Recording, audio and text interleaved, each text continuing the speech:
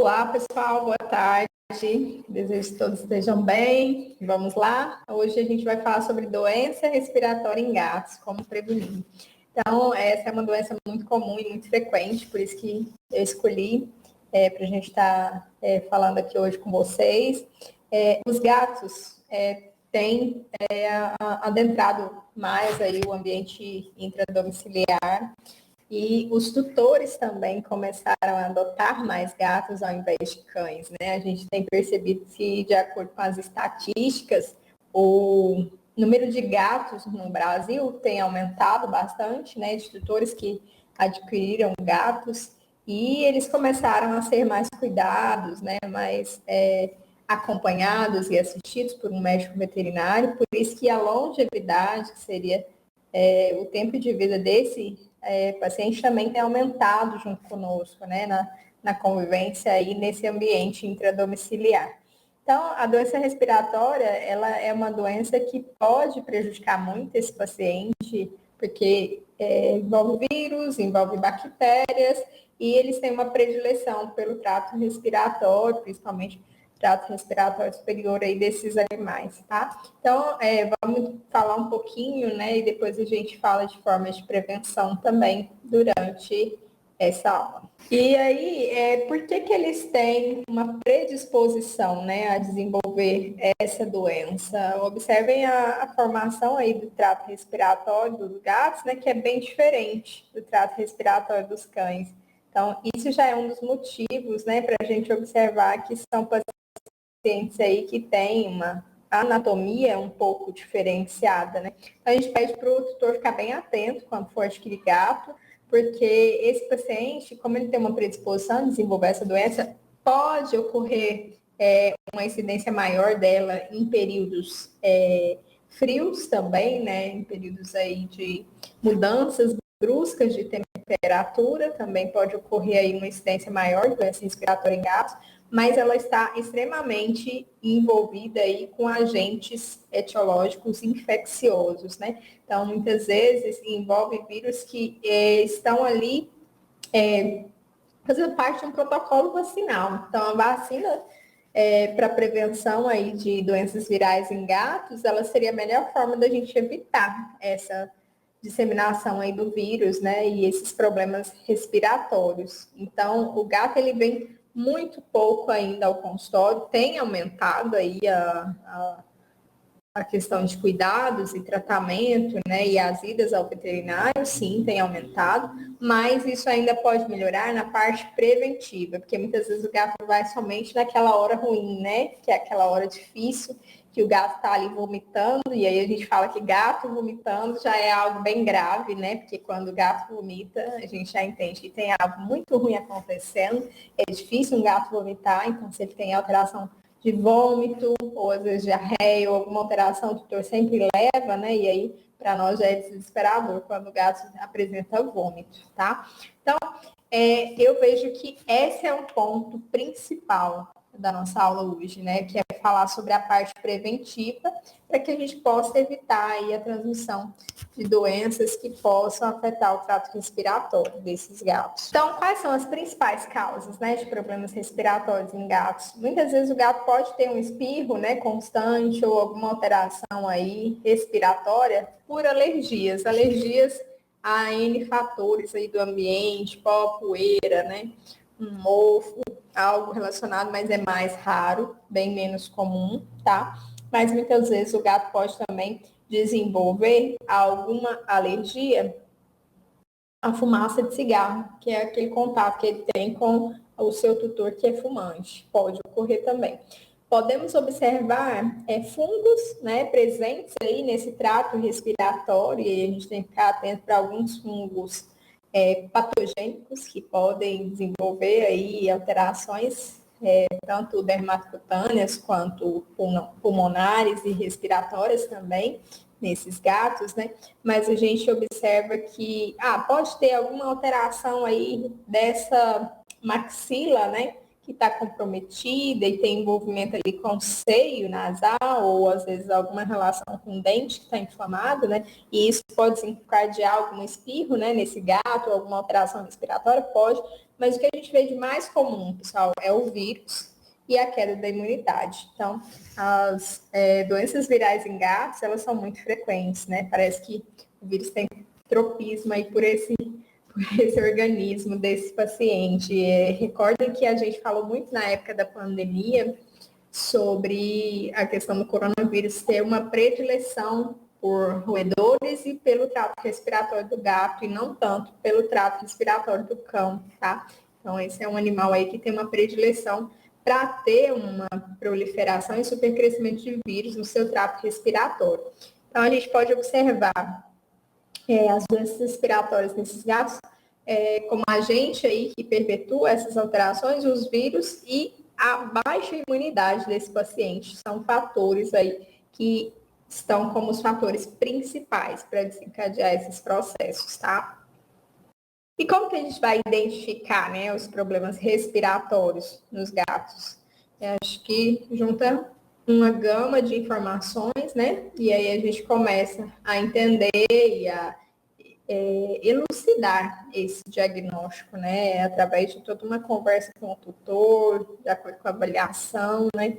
A gente começa a entender que esse paciente tem, os diagnósticos vão vir através de exames, muitas vezes, e a gente começa a entender o que o paciente tem. Então, a gente observa que o animal começa a parar de comer, né? Fica com um comportamento diferente, mais quietinho, mais triste, amuado, né? Ele diminui suas atividades e suas andanças, porque o gato é muito ativo em certos períodos do dia, né? Porque durante o dia todo, praticamente, ele dorme, mas pela manhã e à noite ele é muito mais ativo, tá? O gato é muito mais ativo. Então, se ele ficar mais quietinho, mais deitadinho, começar a apresentar alguma secreção ocular ou às vezes nasal, a gente já suspeita que ele tenha uma doença respiratória. Essa doença respiratória, ela vem sozinha, é um único agente? Não. Por isso, mais à frente eu falo sobre o complexo respiratório felino, tá? Que pode envolver vários agentes e causar graves alterações no organismo do gato. Quais são os sinais, né, mais comuns aí de um gato que apresente uma doença respiratória? Ele vai ficar com espirros constantes, então muitas vezes esse paciente não para de espirrar, né? E essa secreção nem sempre é tão purulenta, né? Muitas vezes é só um espirro com líquido inicialmente. Se o tutor vai demorando para levar ao veterinário, fazer toda a análise, toda a avaliação, esse vírus e essa bactéria que estejam ali proliferando nesse trato respiratório podem causar uma infecção mais grave, né, uma infecção sistêmica. O animal começa a apresentar um quadro febril e animal com febre, ele para de comer, literalmente, né? Então ele começa a ficar mais debilitado. E aí a gente observa que tem uma secreção nasal mais purulenta, né? Mais secretória ali, né? E com contaminação e com infecção. E esse é um período que ele começa a disseminar também essa doença. Então, eu vejo alguns pacientes que vêm para a gente com alterações de ronco, a tutora chega, observa, doutora, como ele está fazendo barulho, né, de roncar, dessa ronquidão, né, respiração ruidosa, né, respiração de boca aberta, porque se o animal vai ficando ali no ambiente sem medicar, sem ser levado ao veterinário, esse quadro vai só piorando, a alteração sistêmica pode levar até uma pneumonia, né, algo mais grave, que é vias aéreas inferiores. Então, ele começa a ter uma secreção nas narinas, secreção ocular. Isso aqui pode ter outros tipos de agentes envolvidos também, né? Bordetella, clamídia, alguns outros agentes podem estar envolvidos, causando. A bordetella é mais respiratório e a clamídia, às vezes, pode ter alguma relação com conjuntivite, tá? Febre e perda de apetite, o animal pode apresentar, né? Mucosas arroxeadas ou zoadas, aqui é quando eu já observo um acometimento do pulmão, né? Que ele entra em hipóxia, faz alteração aí da respiração e a gente começa a ver uma mucosa de coloração alterada. Esse é um sinal grave de falta de oxigenação. Esse animal ele tem que ser internado o quanto antes, muitas vezes ele necessita de uma nebulização com aerosol, com oxigenação, né? Então o animal já está bem grave o quadro dele. Como que a gente vai prevenir, né, essa doença respiratória em gatos? Existem N formas de prevenção, mas se a gente fizer o conjunto da obra, a gente consegue ter aí um gato sem doença respiratória, tá? É muito difícil ele pegar uma doença respiratória se ele faz todos os cuidados recomendados. Então, vamos supor que a gente não tem diagnóstico, né? Então, a gente tem que ir em busca do diagnóstico. Qual é a causa dessa alteração respiratória desse gato? Será que ele é alérgico? Será que tem algo no ambiente que está espirrando, né? Fazendo com que ele fique espirrando? Ou será que esse paciente baixou a imunidade e fez uma doença viral importante, que é a rinotraqueite, né? É uma doença respiratória muito comum aí dentro do complexo de doenças respiratórias do gato. Será que ele tem uma doença respiratória, a imunidade baixou e ele ainda tem outra doença viral grave, que é FIV-FeLV, por exemplo, né? A gente tem que fazer as investigações. Então, na anamnese, eu faço toda a avaliação do animal, através das perguntas primeiro, né? E depois vou para a avaliação física, né? E aí eu faço exames complementares quando há necessidade. Na grande maioria dos pacientes que eu atendo, o tutor autoriza a gente fazer um hemograma e a gente encontra uma imunidade baixa, um linfócito baixo, né? E muitas vezes o paciente para de comer e ele tem uma leve anemia também. Então, esses são os sinais que a gente observa. Quero ir mais a fundo, porque eu escuto uma auscultação no pulmão ali, muito ruidosa, né? Com burburilhos. Então, eu quero ir mais a fundo, quero ver se tem comprometimento do pulmão. Aí eu peço um raio-x para a gente ver se já não tem uma pneumonia, tá? Mas de início a gente atende o paciente, já começa a orientar os cuidados, pede para isolar de outros animais, já começa a medicar com uma medicação de dor, de febre, ou uma medicação anti-inflamatória, né? Vai depender aí do quadro do paciente, uma medicação que ajude nesses espirros também. Então, dependendo do paciente, a gente pensa na possibilidade de usar um anti-inflamatório não esteroidal ou um anti-inflamatório esteroidal. Então, a decisão vai ser de acordo com o quadro do paciente, né? Não se recomenda usar os corticoides, principalmente em doenças virais, quando a gente tem certeza, né, que tem doença viral, mas é o que vai ajudar em alguns quadros de espirros e secreções.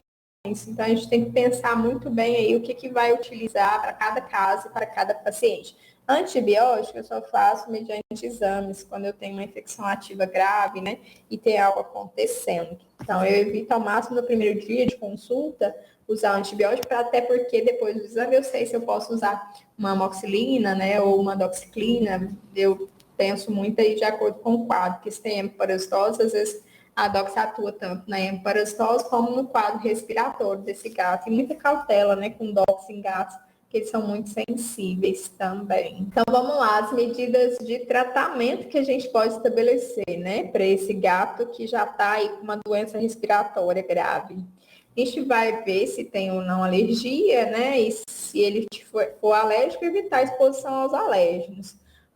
Gato chegou para a gente tem que testar, fazer teste rápido para FIV-FeLV, né, que são doenças imunocomprometedoras. Acredito que eu já tenha falado, mas não sei se a gente falou em aula, né, sobre FIV-FeLV. FIV-FeLV, eles não gostam que a gente fale dessa forma, que seria como se o gato tivesse uma AIDS e leucemia felina.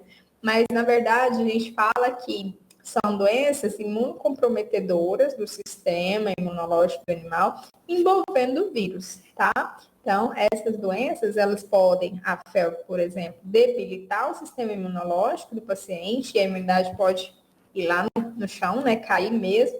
E aqui a gente vê algumas outras alterações que o gato pode desenvolver se ele tiver um vírus da FIV, né? Então, a gente tem que ficar muito atento e sempre que adotar um gato, pessoal, tem que testar. Porque se esse gato não manifestar os sintomas no início, depois de um tempo ele vai manifestar, e aí se não testou e já vacinou, você não sabe se ele veio com FIV ou se ele adquiriu depois.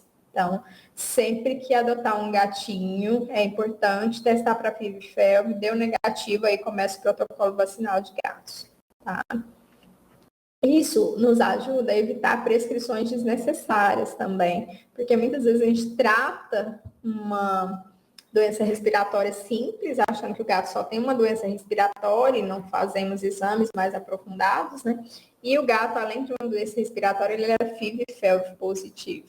Então, por isso que é importante fazer os exames para que a gente entre em um protocolo de tratamento mais correto, mais assertivo, tá? Então, eu gosto de fazer exame de sangue, exame de imagem, se possível, né? E quando for necessário, porque o tutor de gatos tem tutores e tutores, né? Então, tem aquele tutor que é mais exigente e já chega falando, eu quero fazer tudo, todos os exames, quero descobrir o que ele tem. E tem tutores que falam só um hemograma, doutor. E aí a gente, né, orienta que o que seria melhor para esse paciente, mas aí a gente faz o que for de autorização do tutor nesse paciente, tá?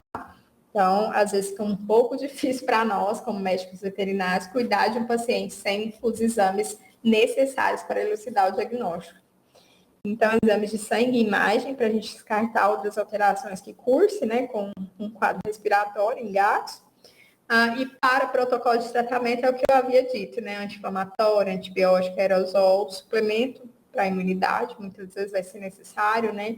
Isolar esse gato seria extremamente importante para que ele não transmita, né, alguns vírus aí para outros animais e aí faça uma sequência de virose respiratória ou até mesmo bacteriana nesses outros animais que muitas vezes não são vacinados também, né? Então, é uma sequência aí de alterações que a gente observa no paciente, mas a gente tem que pensar além, né? A gente tem que pensar e como está esse gato lá no ambiente, ele está se estressando, não, a imunidade dele está baixando por quê?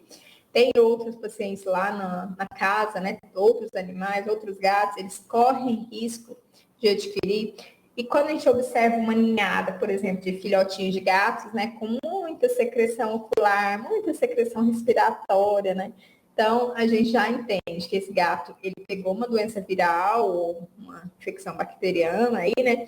E ele não foi vacinado, então a imunidade dele já é um pouco baixa mesmo, e ele começou a desenvolver essa alteração. Se não for cuidado, o animal morre mesmo, tá? Ele vai virar óbito, porque é animal com febre, né? Animal debilitado, doentinho, ele vai só emagrecendo. E se ele estiver nas ruas, por exemplo, ou se a pessoa não pegar para levar no veterinário e não cuidar, esse animal vai só piorando. Aí a gente entra naquela parte do complexo respiratório felino, que são vários agentes envolvidos. Então, eu vou falar aqui para vocês alguns dos agentes que estão envolvidos nesse complexo, né? E esse complexo respiratório felino, ele é muito comum em gatos também, tá? Então, ele junta ali uma gama de agentes que faz toda a alteração do quadro que eu disse, que é de secreção ocular, secreção nasal, animal debilitado, né, ruimzinho para comer. E isso faz a gente pensar, né, será que ele está só com uma conjuntivite? E muitas vezes não era, né, só uma conjuntivite, ele estava já bem debilitado. Então, essa é uma doença infecciosa muito contagiosa. Então, já, ó, alerta. Se já viu um gatinho de olho remelento, né, nariz de secreção, já liga o botãozinho de alerta. Ele tem uma doença viral, ele está dentro da síndrome do complexo respiratório felino. Isso é algo que eu, assim, aprendo e vejo o tutor falar, o que é? O que é isso?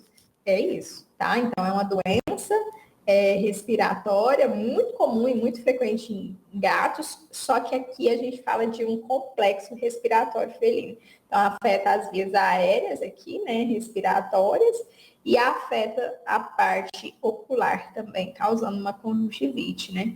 Então, ela evolui manifestando sintomas de origem respiratória, ocular e ou bucal. Pode acontecer de o agente que está ali envolvido no processo causar úlceras na boca. Eu já peguei mal com úlcera, tinha clamídia, né? Ele tinha secreção ocular e úlcera na boca. Ele tinha clamidiose. Então, ocular e ou bucal, e pode levar à morte se atingir proporções graves. E o paciente vai ficando ruinzinho, vai debilitando, esses vírus e essas bactérias podem proliferar, migrar para o pulmão, né?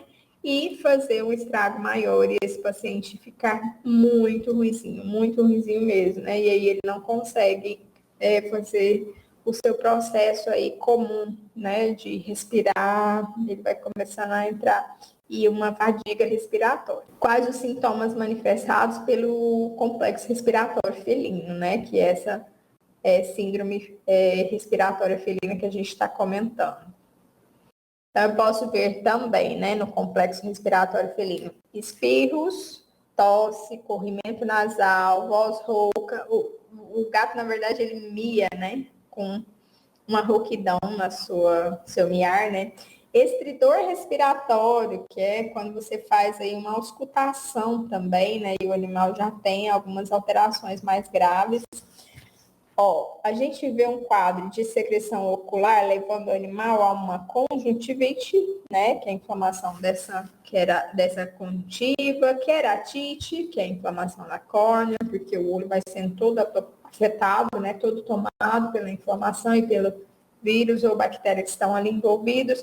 Corrimento ocular transparente apurulento, que a gente começa a ver que eles fazem, né, toda aquela lágrima descida aqui, e isso faz com que fique marcado, né? Um sinal clínico bem marcado na doença respiratória de gatos.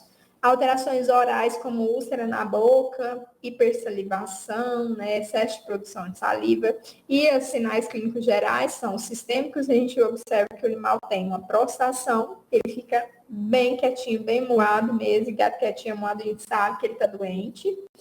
Inapetência, febre, e animal com febre, gato principalmente, para total de comer, e desidratação, quando a gente suspende ali aquela parte da pele do gato, né, a gente faz isso aqui, e aí não volta rapidão, né, isso aqui demora para voltar, e a gente analisa de acordo com o voltar dessa pele para o corpo ali, qual é o grau de desidratação desse paciente. O paciente não come, né, o paciente não bebe água, o paciente não se alimenta, ele vai desidratar.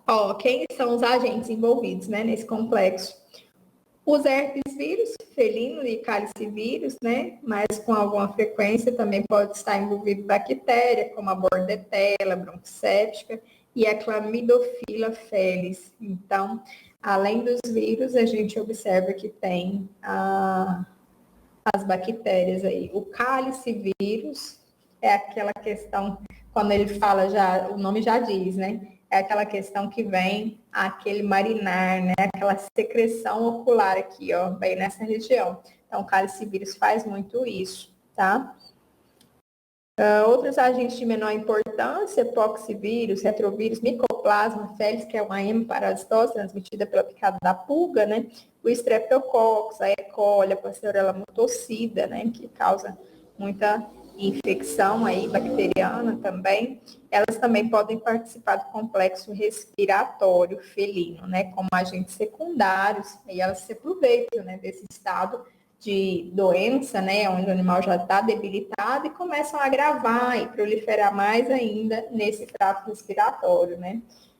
Inicialmente começa pelos agentes mais comuns, que é o herpes vírus, né, o calicivírus, e aí depois elas vão proliferando, né, e aí todo o resto vai fazendo o trabalho de infecção junto também. Quais os animais a gente observa que estão em risco, né, de adquirir aí essa doença respiratória? Essas secreções respiratórias e nasais, né, respiratórias nasais e orais, elas são ali um meio de contato para disseminação, né, desses agentes. Então, elas são provenientes dos animais doentes, convalescentes ou portadores de algo que possa ser contagiante. Então, o contato direto entre esses animais ou indireto em um meio ambiente contaminado por gotículas infectadas pode ser um fator de risco para que ocorra a perpetuação desses agentes e eles contaminem outros animais.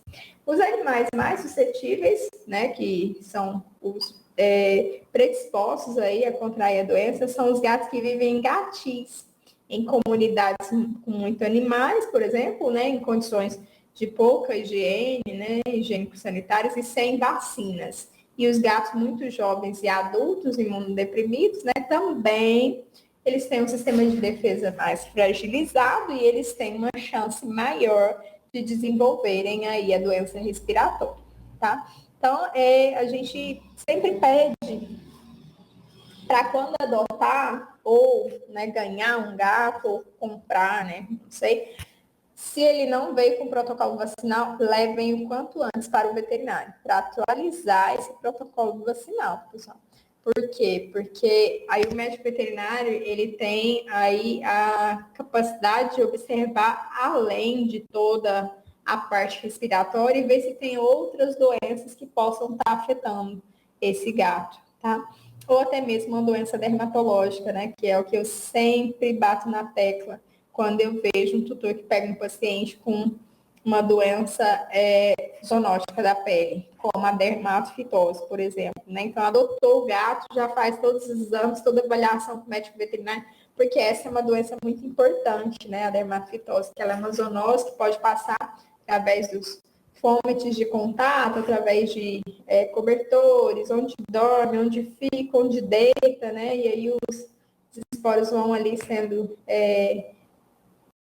colocados ali, né? Eles vão se coçando, eles vão caindo ali nesses locais que eles deitam, né? E isso faz com que a disseminação desses agentes aumente. Então, tomem muito cuidado ao adotar gatos, porque eles são lindos, né? Muito fofinhos, mas eles podem incubar muitas doenças e se manifestá-las, e isso pode fazer com que elas se manifestem ao longo da sua vida no ambiente intradomiciliar, né? Porque quando ele adentra na casa, né, ele começa, às vezes, a ter alguns processos de mudança. Se é um gato filhote, a imunidade já vai começando a cair um pouco, porque ele deixa de amamentar o leite da mãezinha e começa a não ter tanta resposta mais no seu organismo. E isso faz com que ele necessite aí de proteção, de anticorpos vacinais, né? Então, é importante a gente fazer todo o protocolo vacinal correto. Como que é diagnosticado um gato com doença respiratória, né? E esse complexo aí que a gente está falando de vírus e bactérias envolvidos, né? A gente vai olhar muito os sintomas desse paciente, né? Que vão estar condizentes ou não, né? Com a doença respiratória. A história clínica de quando começou, há quanto tempo está assim, tem tosse, espirro, tem secreção, teve ruídos, né, ronquidão, teve alguma coisa diferente. Então, a história clínica do que é mais comum, né, de ocorrer em um gato de rua ou alojado em local com pouca condição de higiene é muito importante. Então, todo o relato é muito importante. E se ele tem ou não esquema vacinal. Isso é extremamente importante para a gente ir para o caminho de uma doença respiratória, né, de um complexo respiratório felino. Isso vai nos permitir um diagnóstico mais fácil. Avaliação física do médico veterinário, muito importante, para que a gente possa ter aí uma noção do que o paciente tem, né? Está febril, não está? Linfonócitos estão aumentados ou não? Olhou a boca de gato é extremamente importante ser avaliada, né? Tem úlcera, tem algum nódulo, tem algo diferente, né? Ele está salivando com maior frequência. Esse gato tem só secreção nasal ou tem secreção ocular também? Toda essa avaliação deve ser feita e é importante, né, para a gente ajudar a conduzir aí o melhor tratamento. O animal está apático, está sem comer, tem que internar, tem que pôr numa fluidoterapia ou não? A desidratação está grave, tudo isso deve ser avaliado, né? O diagnóstico laboratorial, ele pode ser feito, né, se necessário, para a gente identificar o tipo de agente envolvido. Quando é nos casos de vírus e bactéria, através de análise das secreções, a gente pode fazer uma PCR, né? Mas não é fácil a gente conseguir, né, fazer um exame desse em um gatinho de rua, por exemplo, ou em um gatinho que a gente está começando a acompanhá-lo.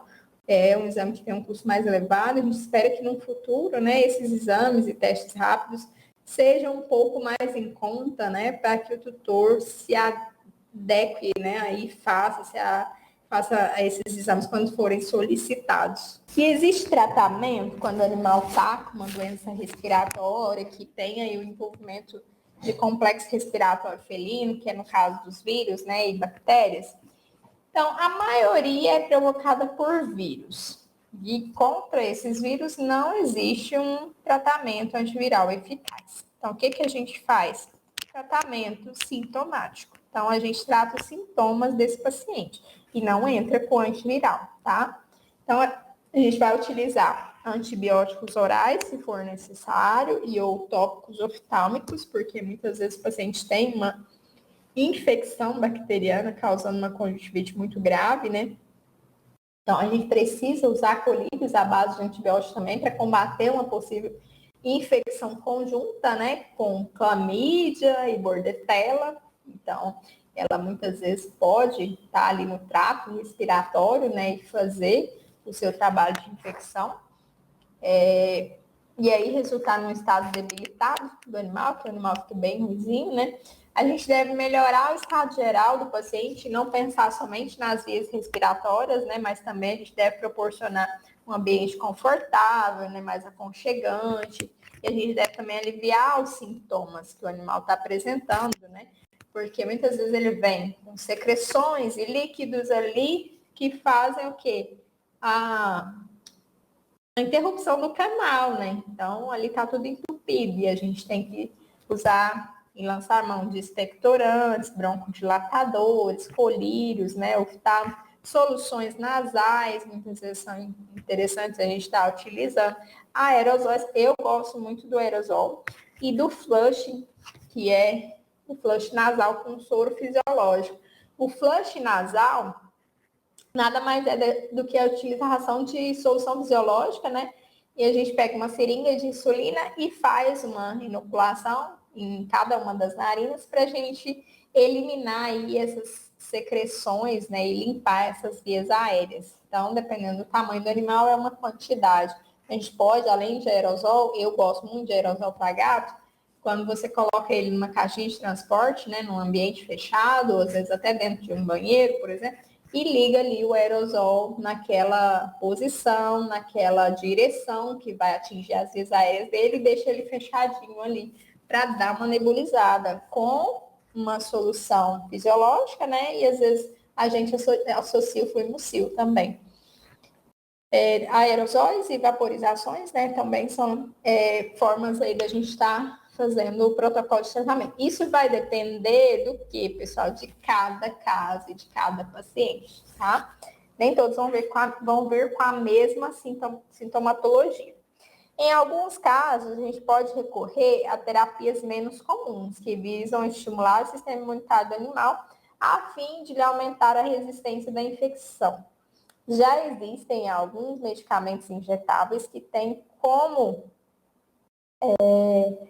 indicação o estímulo do sistema imunológico, mas existem também terapias complementares, né, que possam ajudar aí a aumentar a imunidade desses pacientes. A gente vê muito o pessoal utilizando a ozonoterapia, né, e alguma medicação injetável também como forma de dar um pull, né, desse sistema imunológico. Eu gosto de utilizar as terapias mais comuns, que são suplementos alimentares que ajudam a aumentar aí a imunidade desse paciente. São ricos em pré-probióticos.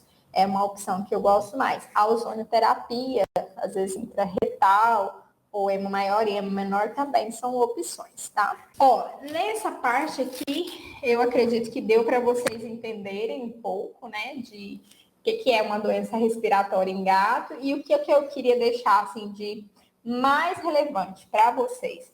A vacinação. O protocolo vacinal dos gatos, eu acho que eu já falei em algumas aulas, mas vou repetir novamente. Então, a partir dos 45 dias de vida, se o gato estiver saudável, ele já pode começar o seu protocolo vacinal. A gente gostaria que esse gato já tivesse sido vermifugado a partir dos 45 dias, porque aí a gente só faz o protocolo vacinal e não precisa pensar em eliminar a carga de verme, né? Se caso esse gato tiver com uma carga de verme alta. Sempre que a gente pega gato filhote, se caso for fazer um exame de fezes, ele vai ter verme, porque o verme passa do leite da mãezinha para esses animais.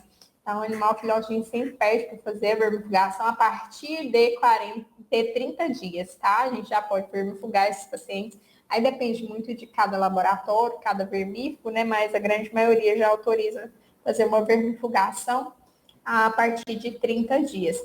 Vermifugou o gato, aí a gente começa a pensar no protocolo vacinal a partir de 45 dias e não podendo passar mais que 60 dias, porque senão ele já corre risco, porque ele já teve contato ali com o ambiente.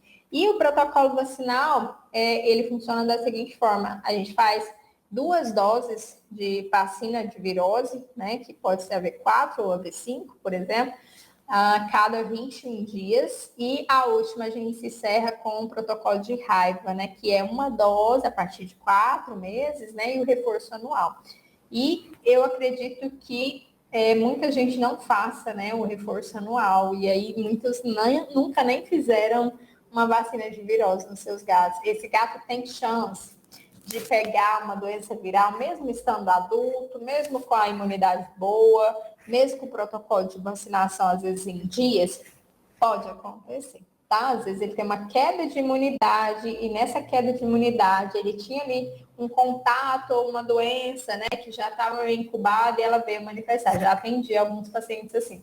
Estava com o protocolo vacinal correto, mas teve contato com animais que estavam infectados, né?